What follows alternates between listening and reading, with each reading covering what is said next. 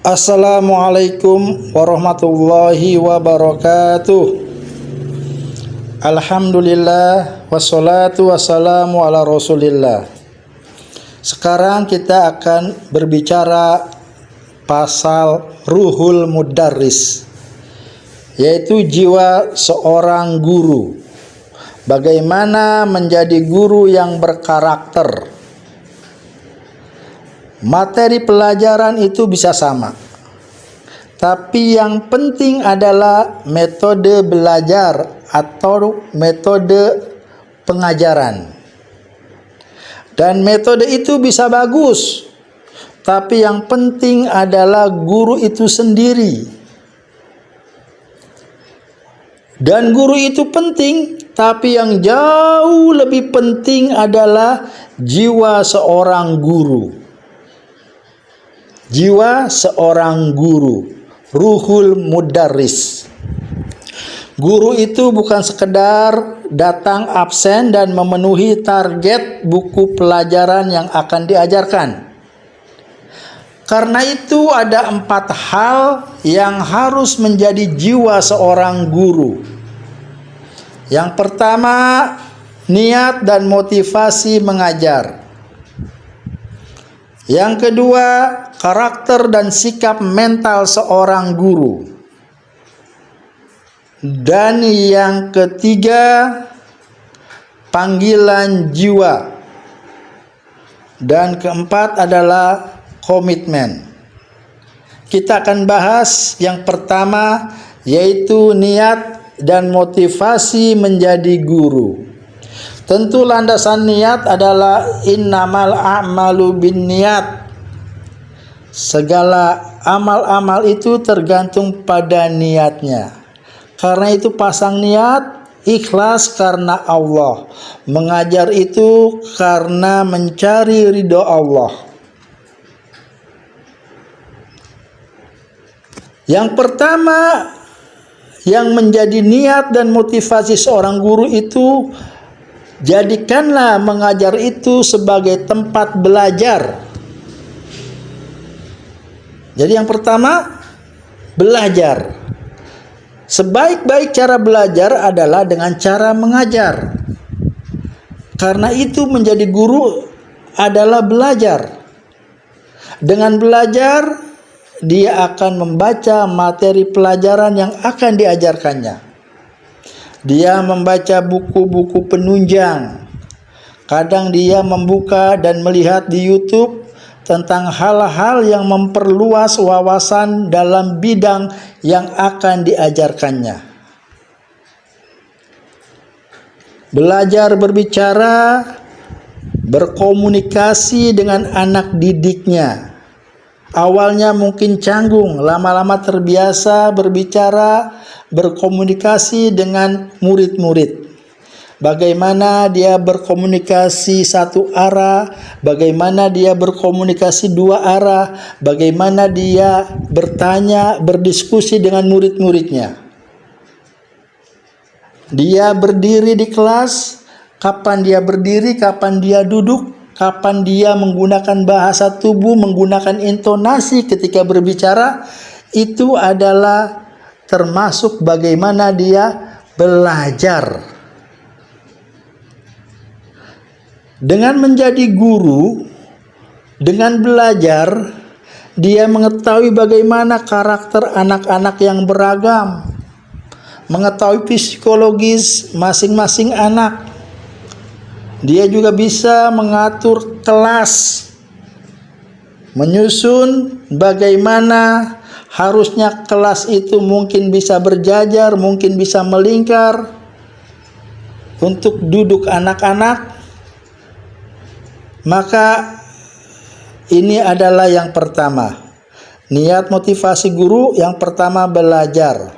Sehingga dia terus mengembangkan diri menjadi guru yang cemerlang, yang bersinar, menerangi murid-muridnya. Yang kedua, menebar kebaikan. Niatkan untuk menebar kebaikan.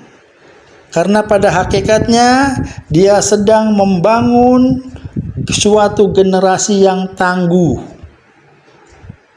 Dan mengajar juga merupakan amal jariah bagi seorang guru yang terus mengalir pahalanya sampai pada saat dia wafat, pahala tersebut masih terus mengalir ke kuburnya. Dan yang ketiga, niat dan motivasi seorang guru adalah memberi inspirasi agar mereka yang kita didik, murid-murid atau anak didik kita, bisa mengubah masa depan mereka menjadi lebih baik, menjadi manusia yang berkualitas. Dan yang keempat, menasehati orang lain. Artinya seorang guru itu dia menasehati murid-muridnya, menasehati wali muridnya, orang tua muridnya, memanggilnya, berdiskusi. Dan ini adalah satu poin, dia bisa menasihati orang lain, memberikan kebaikan, memberikan solusi bagi suatu permasalahan terhadap perkembangan anak didik atau muridnya. Yang kelima adalah cara kita untuk mengembangkan diri kita. Niatkan dan menjadi motivasi guru itu adalah cara untuk mengembangkan diri.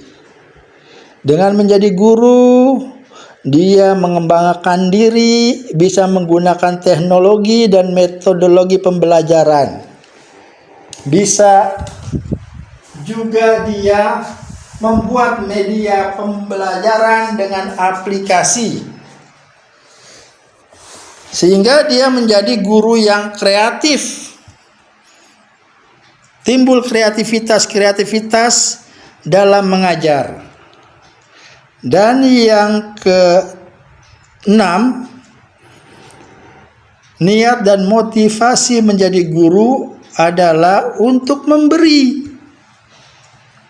Guru itu memberi. Memberi apa? Memberi ilmu. Bersedekah ilmu. Dan ilmu itu hidup. Ilmu itu berkembang dan berbuah. Buahnya ilmu adalah amal. Semakin dia memberi ilmu, maka dia ilmunya akan semakin bertambah.